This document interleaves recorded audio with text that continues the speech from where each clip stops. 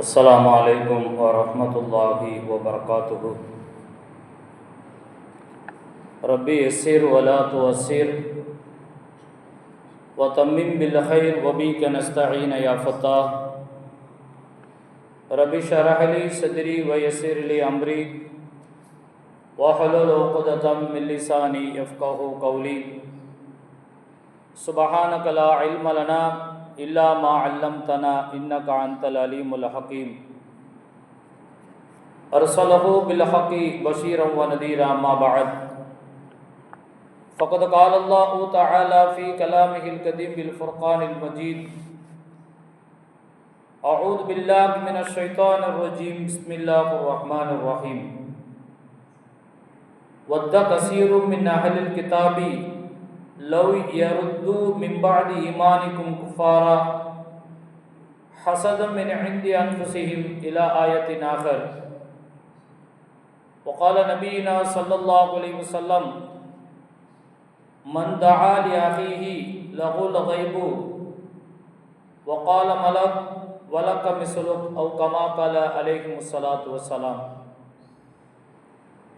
எல்லா புகழும் புகழ்ச்சியும் அகிலத்தை படைத்து பரிபாலிக்கக்கூடிய ரப்புல் ஆலமீன் அல்லாஹ்வுக்கே உரித்தாகுக.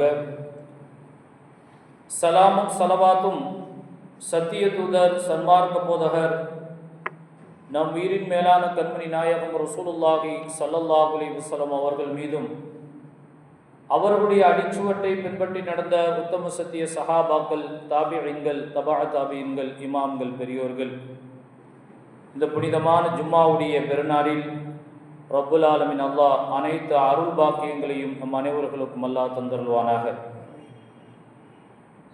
கண்ணியத்திற்கும் மிகுந்த மரியாதைக்கும் உரிய அல்லாஹ்வின் நல்லடியார்களே, ஒவ்வொரு மனிதனும் தனது வாழ்க்கையில் எந்த ஒரு பாதிப்பும் ஏற்பட்டுவிடக்கூடாது என்றுதான் ஆசைப்படுகிறோம். ஆனால் அதை தாண்டி பல்வேறுபட்ட பாதிப்புகளை ஒவ்வொரு நாளும் நாம் சந்தித்து கொண்டிருக்கக்கூடிய சூழலை பார்க்க முடிகின்றது. என்னுடைய வாழ்க்கையில் கஷ்டமே இருக்கக்கூடாது என்பதற்காக வேண்டி போராடி கொண்டு இருக்கின்றோம். பொதுவாக மனிதனுக்கு ஏற்படக்கூடிய பாதிப்புகள் ஒன்று உடல் சார்ந்த பாதிப்புகள், உடலில் ஏற்படக்கூடிய பாதிப்புகள், திடீரென நோய் வருவது அல்லது ஏதாவது விபத்துகளில் சிக்கிக்கொண்டு அந்த விபத்துகளின் மூலமாக பாதிப்புகள் வருவது அல்லது வேறு ஏதாவது வகையில் ஏதாவது பிரச்சனைகள், நெருக்கடிகள், ஏதாவது ஒன்றை மனிதன் சந்தித்து கொண்டுதான் இருக்கின்றார். இதை உடனடியாக நீக்குவதற்காக வேண்டி பல்வேறுபட்ட முயற்சிகளை நாம் செய்து கொண்டு இருக்கின்றோம். ஒரு மனிதருக்கு காய்ச்சல் வருகின்றது என்று சொன்னால் உடனே நம்ம அப்படியே விட்டுறது கிடையாது. இந்த காய்ச்சலை நீக்குவதற்கு எந்த மருத்துவரை நாம் அணுக வேண்டும் என்ற முயற்சியில் நான் ஈடுபடுகின்றோம். எந்த மருந்தை நாம் உட்கொள்ள வேண்டும் என்று கூடுதலான கவனத்தை நாம் செலுத்தக்கூடியவர்களாக இருக்கிறோம். உடலுக்கு ஏற்பட்டு இருக்கக்கூடிய பாதிப்புகளை அதிலிருந்து களைவதற்காக வேண்டி, அதிலிருந்து நாம் விடுபடுவதற்காக வேண்டி பல்வேறுபட்ட முயற்சிகளை நாம் செய்கிறோம். இதே போல்தான் நம்முடைய உள்ளங்களில் ஏற்படக்கூடிய பாதிப்புகளை நாம் கண்டறிந்து கவனித்து உள்ளத்தில் இருக்கக்கூடிய நோயை நீக்குவதற்கு நாம் முயற்சி செய்கின்றோமா என்பதை நாம் சிந்தித்து பார்க்க வேண்டும். அருமையானவர்களே, நம்மில் எல்லோருக்குமே உள்ளம் சார்ந்த நோய்கள் ஏராளமாக இருந்து கொண்டு இருக்கின்றது. அதற்காக வேண்டி, அதை சரிபடுத்துவதற்காக வேண்டி, அதை களை எடுப்பதற்காக வேண்டி ஏதாவது முயற்சிகளை நாம் செய்கின்றோமா என்பதை நாம் சிந்தித்து பார்க்க வேண்டும். அருமையானவர்களே, உள்ளம் சார்ந்த நோய் எனக்கு ஏற்பட்டு இருக்குகின்றதா என்று தெரியாத நிலையிலும் நாம் வாழ்ந்து கொண்டு இருக்குகின்றோம். அல் குர்ஆன் ஷரீஃபிலே ரப்புல் ஆலமீன் அல்லாஹ் சொல்லும் பொழுது வயலுல்லில் முஸல்லீன், தொழுகையாளிகளுக்கு கேடுதான். அருமையானவர்களே, தொழுதால் சொர்க்கம் செல்லலாம். அன்னலாருடைய வார்த்தை, அல் ஜன்னத்து தஹ்தா அக்தாமில் உம்மஹா அஸ்ஸலாத்து மிஃப்தாஹுல் ஜன்னா. சொர்க்கத்தினுடைய திறவுகோல் தொழுகை என்று மாநபி ஸல்லல்லாஹு அலைஹி வஸல்லம் அவர்கள் சொல்லியிருக்கின்றார்கள். அதே போன்று அஸ்ஸலாத்து இமாதுத்தீன், தொழுகைதான் மார்க்கத்தினுடைய தூண் என்று பெருமானார் ஸல்லல்லாஹு அலைஹி வஸல்லம் அவர்கள் சொல்லியிருக்கின்றார்கள். இப்படி சொல்லி இருக்க வயலுல்லில் முஸல்லீன், தொழுகையாளிகளுக்கு கேடுதான் என்று அல்லாஹ் குர்ஆனிலே குறிப்பிட்டு தருகின்றார். அருமையானவர்களே, இவ்வளவு பெரிய அதிர்ச்சியான ஒரு செய்தியாக இருக்கின்றது.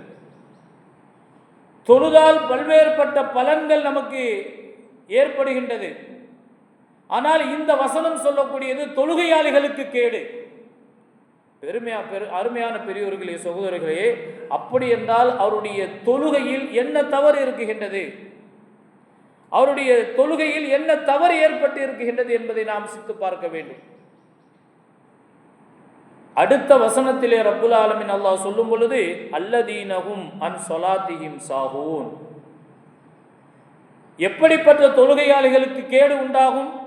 அல்லதீனஹும் அன் ஸலாத்திஹிம் சாஹூன், அவர்கள் தன்னுடைய தொழுகையிலே அலட்சியமாக இருப்பார்கள், பொடுபோக்குத்தனமாக இருப்பார்கள், கவனம் இல்லாமல் இருப்பார்களே. இப்படிப்பட்டவர்களுடைய தொழுகையாளிகளுக்கு கேடு என்று அல்லாஹ் குர்ஆன் ஷரீஃபிலே குறிப்பிட்டு தருகின்றான். அடுத்து சொல்லும் பொழுது அல்லதீனஹும் யுராஊன்,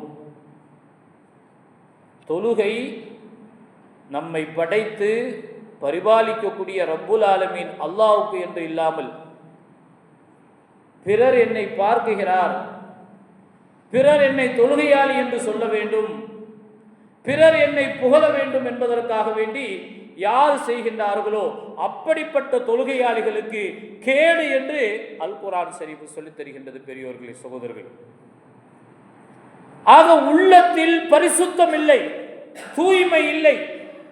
இங்கே ரப்புல் ஆலமீன் அல்லாஹ் உள்ளத்தில் இருக்கக்கூடிய தூய்மையை பார்க்கின்றான். அந்த தொழுகையில் இஹ்லாஸோடு மன தூய்மையோடு இருந்தது என்று சொன்னால் அந்த தொழுகை அல்லாஹ்விடத்திலே கபூல் செய்யப்படுகின்றது, ஏற்றுக்கொள்ளப்படுகின்றது. இல்லை என்று சொன்னால் இது போன்று கேடுதான். பெரியோர்களே, சகோதரர்களே, இன்னொரு வசனத்திலே அல்லாஹ் சுப்ஹானஹு வ தஆலா அல் குர்ஆன் ஷரீஃபிலே சொல்லும் பொழுது வ அம்மா மன் காஃப மகாம ரப்பிஹி வ நஹன் நஃப்ஸ அனில் ஹவா ஃப இன்னல் ஜன்னத ஹியல் மஅவா, யார் தன்னுடைய இறைவனுக்கு முன்பாக நிற்பதை பயந்து தன்னுடைய மனோ இச்சைகளிலிருந்து விலகி கொள்கின்றார்களோ அவர்களுடைய தங்குமிடம் சொர்க்கம் என்று அல்லாஹ் குர்ஆன் ஷரீஃபிலே சொல்லி தருகின்றார். இங்கே ரப்புல் ஆலமீன் அல்லாஹ் உள்ளத்திலே நோய் இருக்குகின்றது, அந்த நோய் நம்மிடம் இருந்து களையப்பட வேண்டும்.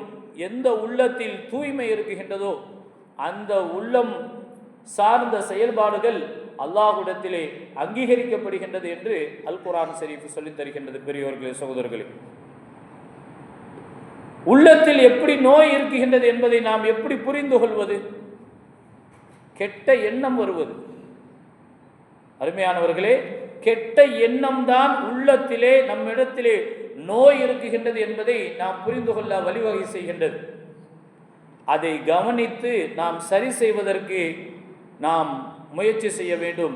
அது அல்லாமல் கெட்ட எண்ணங்கள் இருந்தது என்று சொன்னால் மிக மோசமான விளைவை ஏற்படுத்தும் என்பதை நாம் புரிந்து கொள்ள வேண்டும். பெரியோர்களே, சகோதரர்களே, ஒரு மனிதன் அடுத்த மனிதனுக்கு செய்யக்கூடிய அடிப்படையே பொறாமைதான். இந்த பொறாமை இருக்குகின்றதே மிகப்பெரிய பாதிப்பையும் அவர்கள் செய்யக்கூடிய எல்லா விதமான அமல்களையும் அழிக்கக்கூடியதாக இருக்குகின்றது. அடுத்தவர்களுடைய வளர்ச்சியை பார்த்து வரக்கூடிய கெட்ட எண்ணம் இருக்குகின்றதே, இதுதான் பொறாமை. அருமையான பெரியோர்களே, சகோதரர்களே, குர்ஆனிலே ஏராளமான வரலாற்று செய்திகள் நமக்கு உதாரணங்களாக சொல்லப்பட்டு இருக்கின்றது. இணை வைப்பிற்கு அடிப்படை காரணமே பொறாமைதான் பெரியோர்களே, சகோதரர்களே. குர்ஆனிலே அல்லாஹ் சுப்ஹானஹு வ தஆலா யூதர்களுடைய நிலைகளை சொல்லும் பொழுது கண்மணி நாயகம் ரசூலுல்லாஹி ஸல்லல்லாஹு அலைஹி வஸல்லம் அவர்களுக்கு நபி பட்டம் 40வது வயதிலே கொடுக்கப்படுகின்றது. பெருமானார் ரசூலே கரீம் ஸல்லல்லாஹு அலைஹி வஸல்லம் அவர்களுக்கு நபி பட்டம் கொடுத்த அந்த நேரத்திலே மக்காவிலே முஸ்லிம்கள் மிக குறைவாக இருந்தார்கள், காஃபிர்கள் மிக அதிகமாக இருந்தார்கள். அதே நேரத்திலே பெருமானார் ரசூலே கரீம் ஸல்லல்லாஹு அலைஹி வஸல்லம் அவர்கள் மதீனா நகரத்திற்கு சென்ற நேரத்திலே முஸ்லிம்களும் இருந்தார்கள், யூதர்களும் இருந்தார்கள். கண்ணியத்துக்குரிய பெரியோர்களே, சகோதரர்களே, பெருமானார் ரசூலே கரீம் ஸல்லல்லாஹு அலைஹி வஸல்லம் அவர்கள் தன்னுடைய நுபுவத்தினுடைய செய்தியை மக்களுக்கு மத்தியிலே சொல்லும் பொழுது யூதர்களுக்கு தெரியும், யூதர்கள் சார்ந்த வேத கிதாபுகளிலே பதிவு செய்யப்பட்டு இருக்கின்றது, முஹம்மது என்று ஒரு நபி பின்னால் வருவார், அவரை நம்ப வேண்டும் என்று யூதர்களுடைய கிதாபுகளிலே சொல்லப்பட்டு இருக்கின்றது. ஆக முஹம்மது ஸல்லல்லாஹு அலைஹி வஸல்லம் அவர்கள் பின்னால் வருவார்கள், அவர்கள் உண்மையாளர்களாக இருப்பார்கள், அவருடைய சொற்களை செயல்களை அங்கீகரிக்க வேண்டும், நம்ப வேண்டும், அதன் அடிப்படையில் வாழ வேண்டும் என்று வேத கிதாபுகளில் சொல்லப்பட்டு இருப்பது யூதர்களுக்கு தெரியும். ஆனால் பெருமானார் ஸல்லல்லாஹு அலைஹி வஸல்லம் அவர்களை அங்கீகரிக்கவில்லை, அவர்கள் சொன்ன செய்திகளை நம்பவில்லை, அதன் பிரகாரம் அவர்கள் நடக்கவும் இல்லை. அல் குர்ஆன் ஷரீஃபில் அல்லாஹ் சொல்லும் பொழுது யூதர்கள் சார்ந்த செய்திகளை அல்லாஹ் குர்ஆனிலே சொல்லும் பொழுது அல்லதீன ஆத்தைனாஹுமுல் கிதாப, அவர்களுக்கு கொடுக்கப்பட்ட அந்த கிதாபிலே அல்லாஹ் சுப்ஹானஹு வ தஆலா சொல்லி இருக்குகின்றான், யஅரிஃபூனஹும் கமா யஅரிஃபூன அப்னாஅஹும், அந்த யூதர்கள் தனது குழந்தையை அறிந்து கொள்வதை போன்று, ஒரு 50 பிள்ளைகள் இருக்கக்கூடிய இடத்திலே தன்னுடைய குழந்தை மையத்தில் இருக்குகின்றது, நடுப்பகுதியில் இருக்குகின்றது, எப்படி தன்னுடைய பிள்ளைகளை அறிந்து கொள்வார்களோ அதே போன்று யூதர்கள் முஹம்மது நபி ஸல்லல்லாஹு அலைஹி வஸல்லம் அவர்கள் யார் என்று அறிந்திருப்பார்கள். யஅரிஃபூனஹும் கமா யஅரிஃபூன அப்னாஅஹும், தன்னுடைய குழந்தை அவர்கள் அறிந்ததை போன்று முஹம்மது நபி ஸல்லல்லாஹு அலைஹி வஸல்லம் அவர்களை அவர்கள் நபி இவர்கள்தான் என்று அறிந்திருப்பார்கள். என்றாலும் அவர்கள் இஸ்லாத்தை ஏற்றுக்கொள்ள மாட்டார்கள். இவர்தான் இறுதி தூதர், இந்த முஹம்மது தான் இறுதி தூதர் என்று தன்னுடைய கித்தாபிலே சொல்லப்பட்டு இருக்கின்றது என்று அவர்கள் அறிந்திருப்பார்கள். என்றாலும் நபியை நபியாக ஏற்றுக்கொள்ள மாட்டார்கள், இஸ்லாத்திலே தன்னை இணைத்துக் கொள்ள மாட்டார்கள். ஏனென்று சொன்னால் அதையும் அல் குர்ஆன் ஷரீஃபில் அல்லாஹ் சொல்லும் பொழுது வத்த கஸீரு மின் அஹ்லில் கிதாபி லவ் யருத்து மின் பாதி ஈமானுக்கும் குஃபாரா ஹஸதம் மின் இன்தி அன்ஃபுஸிஹிம், வேதம் வழங்கப்பட்டவருடைய உள்ளத்தில் ஒரு ஆசை இருக்குமா முஸ்லிம்களை பார்த்து. அப்பொழுது யாரெல்லாம் இஸ்லாத்தில் இணைந்திருந்தார்களோ அவர்களை பார்த்து அந்த யூதர்கள் சொல்வார்களாம், இவர்களெல்லாம் காஃபிராக இருந்திருக்க கூடாதா என்ற எண்ணம் அந்த யூதர்களுடைய உள்ளத்தில் இருக்கும். ஹஸதம் மின் இன்தி அன்ஃபுஸிஹிம், ஏனென்று சொன்னால் அவருடைய உள்ளத்திலே ஏற்பட்டக்கூடிய பொறாமைதான் இதற்கு காரணம் என்று அல் குர்ஆன் ஷரீஃப் சொல்லித் தருகின்றது. பெரியோர்களே, சகோதரர்களே, நபியை ஏன் அவர்கள் அங்கீகரிக்கவில்லை, ஏன் அவர்கள் தன்னை இஸ்லாத்தில் இணைத்துக் கொள்ளவில்லை, உண்மையான இறை தூதர் இவர்தான், இறுதி நபிதான் என்று அறிந்திருந்தும் ஏன் இவர்கள் ஏற்றுக்கொள்ளவில்லை என்று சொன்னால்,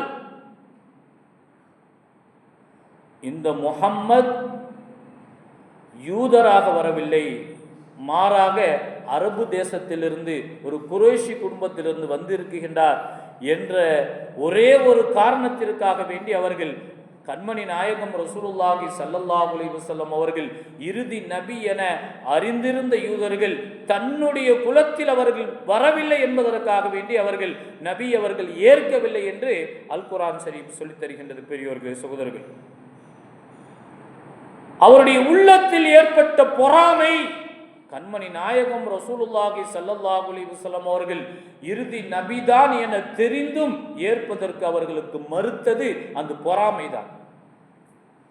அருமையான பெரியோர்களே, சகோதரர்களே, எனவே நம்முடைய நடைமுறையில் நாம் எந்த அளவுக்கு நாம் செயல்பட்டு கொண்டு இருக்கின்றோம், நம்முடைய உள்ளத்தில் எப்படியான சிந்தனைகள் இருக்கின்றது என்பதை நாம் சிந்தித்து பார்க்க கடமைப்பட்டு இருக்கின்றோம். பெரியோர்களே, சகோதரர்களே, அல்லாஹ் சுப்ஹானஹு வ தஆலா ஒருவருக்கு கொடுத்திருக்கக்கூடிய அருளை பார்த்து பொறாமைப்படக்கூடியவர்களுடைய உள்ளம் எப்படி சிந்திக்கும் என்று கண்மணி நாயகம் ஸல்லல்லாஹு அலைஹி வஸல்லம் அவர்கள் சொல்கின்றார்கள். அல்லாஹ் ஒருவருக்கு கொடுத்திருக்கக்கூடிய அருளை பார்த்து, ஒருத்தவருக்கு அல்லாஹ் கல்வி செல்வத்தை கொடுத்திருக்கின்றான், பொருளாதார செல்வத்தை தந்திருக்கின்றான், உடல் வலிமையை தந்திருக்கின்றான், இப்படி ஏதாவது ஒரு அருளை பார்த்து அந்த பொறாமைக்காரர்கள் சொல்வார்களாம், அவர் அனைத்தையும் இழந்து நடுத்தருவில் நிற்க வேண்டும், அவர் தொழிலே கண்டிருக்கக்கூடிய வளர்ச்சி நஷ்டமடைந்து நடுத்தருவிலே வந்து நிற்க வேண்டும் என்று பொறாமைக்காரர்கள் எண்ணுவார்கள். இது பொறாமையினுடைய உச்சகட்ட சிந்தனை என்று பெருமானார் ரசூலுல்லாஹி கரீம் ஸல்லல்லாஹு அலைஹி வஸல்லம் அவர்கள் சொன்னார். அருமையானவர்களே, பொறாமை இருக்குகின்றதே, அது யார் பொறாமைப்படுகின்றார்களோ அவர்களையே அது அழித்து விடும் என்பதை நாம் உணர்ந்து கொள்ள வேண்டும். இன்று இருக்கக்கூடிய அல்லாஹ்வுடைய அருளை பெற்றவர்கள், அல்லாஹ்வுடைய அருளினால் கல்வி ஞானத்தை பெற்றவர்கள், அல்லது பொருளாதாரத்தில் செல்வ செழிப்பை பெற்றவர்கள், அவர்களுடைய வாழ்க்கையினுடைய பழைய நிலைகளை பார்க்கக்கூடிய நேரத்திலே மிகப்பெரிய கஷ்டப்பட்டு கண்ணீர் சிந்தி அல்லாஹ்விடத்திலே இருகரம் ஏந்தி துவாக்களில் ஈடுபட்டு கடுமையான முறையில் உழைத்து வேர்வை சிந்தி இரத்தத்தை சிந்தி தன்னுடைய தொழிலில் மிகப்பெரிய லாபத்தை வளர்ச்சி அவர்கள் பெற்றிருப்பார்கள். அவர்களிடத்தில் கேட்டால் அந்த தொழிலினுடைய வளர்ச்சிக்கு காரணம் என்ன என்றால் அவர்களுடைய உழைப்பு, அவர்களுடைய தியாகம்தான் அங்கே வெளிப்படும். அருமையான பெரியவர்களே, சகோதரர்களே, பல நெருக்கடிகளை சந்தித்திருப்பார்கள். தன்னுடைய தொழிலை அவர்கள் நல்ல முறையில் நடத்துவதற்கு பல்வேறுபட்ட சூழ்ச்சி சதிவேலைகளில் இருந்து தன்னை காத்துக் கொள்வதற்கு மிகப்பெரிய போராட்டங்களை அவர்கள் மேற்கொண்டிருப்பார்கள். கொஞ்சம் கொஞ்சமாக முன்னேறி அவருடைய உழைப்பின் காரணமாக வியர்வையை சிந்தி இரத்த துளிகளை சிந்தி அவர்கள் அந்த தொழிலை மிகப்பெரிய வளர்ச்சியை எட்டியிருப்பார்கள் என்பது அவர்களுடைய கடந்த காலத்தினுடைய நிகழ்வுகள். ஆனால் வெளிப்படையில் பார்க்கக்கூடியவர்கள் சர்வ சாதாரணமாக பேசி அவர்களுடைய மனதை புண்படுத்தக்கூடிய சூழலுக்கு அவர்கள் தள்ளப்படுவார்கள். எப்படி இந்த தொழிலெல்லாம் செஞ்சாங்க தெரியுமா? எல்லாம் வட்டி காசு. பேசக்கூடிய பொறாமைப்படக்கூடிய பேச்சுக்கள் இப்படி இருக்கும். இவர்கள் எப்படி இந்த நிலைக்கு வந்தார்கள் தெரியுமா? இப்படி வந்தது, அப்படி வந்தது என்று தவறான பேச்சுக்களை பேசி பரப்பக்கூடியவர்களாகத்தான் பொறாமைப்படக்கூடிய பேச்சுக்கள் இருக்கும். அருமையான பெரியோர்களே, சகோதரர்களே, யார் பேசினார்களோ, யார் தகாத வார்த்தைகளை பயன்படுத்தினார்களோ அவர்களுக்குத்தான் பாதிப்புகள் ஏற்படும் என்பதை நாம் உணர்ந்து பார்க்க வேண்டும். பெரியோர்களே, சகோதரர்களே, யார் பிறர் மீது பொறாமைப்பட்டு அவதூறை பரப்பினார்களோ அல்லது தவறான கருத்துக்களை யார் பரப்பினார்களோ அவர்களுக்குத்தான் கேடு நஷ்டங்கள் ஏற்படும். நபிகள் நாயகம் ரசூலுல்லாஹி ஸல்லல்லாஹு அலைஹி வஸல்லம் அவர்கள் நாளை மறுமையிலே அல்லாஹ்வுக்கு முன்பாக நிறைய அமல்கள், உலகத்திலே வாழும் பொழுது நிறைய தொழுதிருப்பார், நிறைய நோன்புகளை அவர்கள் நோற்றிருப்பார்கள், ஜக்காத் அள்ளி அள்ளி கொடுத்திருப்பார், தான தர்மங்களை செய்து மிகப்பெரிய நன்மைகளுடைய குவியலோடு அல்லாஹ்வுடைய சன்னிதானத்திலே வந்து நிற்பார். அவைகளை பார்க்கும் பொழுது இந்த அளவுக்கு தொழுகையா, இந்த அளவுக்கு தொழுகையா, இந்த அளவுக்கு அவருடைய தான தர்மமா, இந்த அளவுக்கு அல்லாஹ்வின் மீது நெருக்கமா என்று எண்ண தோன்றும். அந்த அளவுக்கு நிறைய நன்மைகளோடு அல்லாஹ்வுடைய சன்னிதானத்திலே நாளை மறுமையிலே ஒருவர் வந்து நிற்பார். அந்த நேரத்திலே இவருக்கு எதிராக ஒரு பெரும் கூட்டம் வந்து நிற்கும். அந்த நேரத்தில் இவருக்கு எதிராக ஒரு பெரும் கூட்டம் வந்து நிற்கும். இந்த ஹதீஸை கண்மணி நாயகம் ரசூலுல்லாஹி ஸல்லல்லாஹு அலைஹி வஸல்லம் அவர்கள் சஹாபாக்களிடத்திலே சொல்கின்றார்கள். ஹல் ததுரூன முப்லிஸ், சஹாபாக்களிடத்தில் கேட்கின்றார்கள், பெருமானார் ஸல்லல்லாஹு அலைஹி வஸல்லம், நஷ்டவாளி யாரு தெரியுமா? நஷ்டவாளி யாரு தெரியுமா? ஈடுகட்ட முடியாத இழப்புக்குரியவன் யார் தெரியுமா என்று பெருமானார் ஸல்லல்லாஹு அலைஹி வஸல்லம் அவர்கள் சஹாபாக்களிடத்தில் கேட்டுவிட்டு அடுத்த செய்தியை சொல்கின்றார்கள். அந்த இவருக்கு எதிராக நின்ற கூட்டம்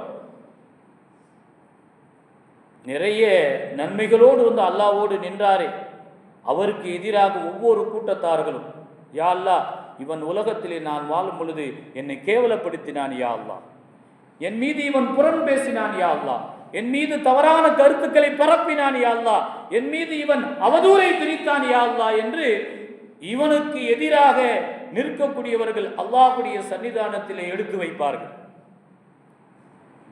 அருமையான பெரியவர்களே, சகோதரர்களே, அப்பொழுது ரப்புல் ஆலமீன் அல்லாஹ் இவனுடைய செய்த அமல்களிலிருந்து யாரெல்லாம் குற்றம் சுமத்தினார்களோ அவர்களுக்கு அல்லாஹ் சுப்ஹானஹு வ தஆலா எடுத்து நன்மைகளை கொடுத்து கொண்டே இருப்பான். அல்லாஹ் எடுத்து கொடுத்து கொண்டே இருப்பான். இறுதியிலே எந்த நன்மையும் அவருக்கு இருக்காது. நிறைய குற்றச்சாட்டுகள் சொல்லக்கூடியவர்கள் நிறைய பேர் வரிசையிலே நிற்பார்கள். இவன்தான் நஷ்டவாளி என்று பெருமானார் ரசூலை கரீம் ஸல்லல்லாஹு அலைஹி வஸல்லம் அவர்கள் சஹாபா பெருமக்களிடத்திலே சொன்னதாக நாம் ஹதீஸ் கிதாபுகளிலே பார்க்க முடிகின்றது. உலகத்திலே வாழும் பொழுது தொழுதார், நேமமாக தொழுதார், நோன்பு காலங்களில் நோன்பு நோற்றார், ஜக்காத்து கொடுத்தார், சதகாக்கள் செய்தார், முழுக்க முழுக்க இறைவனுக்கு கட்டுப்பட்டு வாழ்ந்தார், நன்மைகளை செய்தார். ஆனால் பிறர் மீது பொறாமைப்பட்டு அவர் மீது அவதூறுகளை கற்பித்து அவர் மீது புறம் பேசி திரிந்தவர்கள் நாளே கியாமத் நாளிலே நஷ்டவாளியாக நிற்பார்கள் என்று மாநபி ஸல்லல்லாஹு அலைஹி வஸல்லம் அவர்கள் சொல்லக்கூடிய ஹதீஸை நாம் பயந்து கொள்ள வேண்டும். பெரியோர்களே, சகோதரர்கள், அருமையானவர்களே, இப்படி ஒன்றுமே இல்லாமல் இருக்கக்கூடிய அந்த நன்மைகளை கொண்டு வந்தவர் மீது தீமைகளை சுமத்தப்படும், அவர் நரகத்தில் தள்ளப்படுவார் என்று பெருமானார் ரசூலை கரீம் ஸல்லல்லாஹு அலைஹி வஸல்லம் அவர்கள் சொன்னார்கள். அதுவும் எந்த நிலையிலே? மன இறுக்கத்தோடு, மன ராகத்தோடு அல்ல, மனம் இறுக்கத்தோடு, மனம் புழுங்கிய நிலையில் அவர் நரகத்தில் தள்ளப்படுவார் என்று மாநபி ஸல்லல்லாஹு அலைஹி வஸல்லம் அவர்கள் சொன்னார்கள். அடுத்தவர்களுக்கு அநியாயம் செய்தால்